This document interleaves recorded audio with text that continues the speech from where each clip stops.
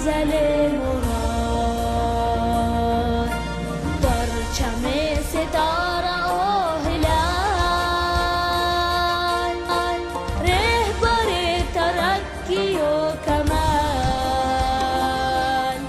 ترجمان ماضی شانی حال جانی استقبال. سایه خدای ذوالجلال.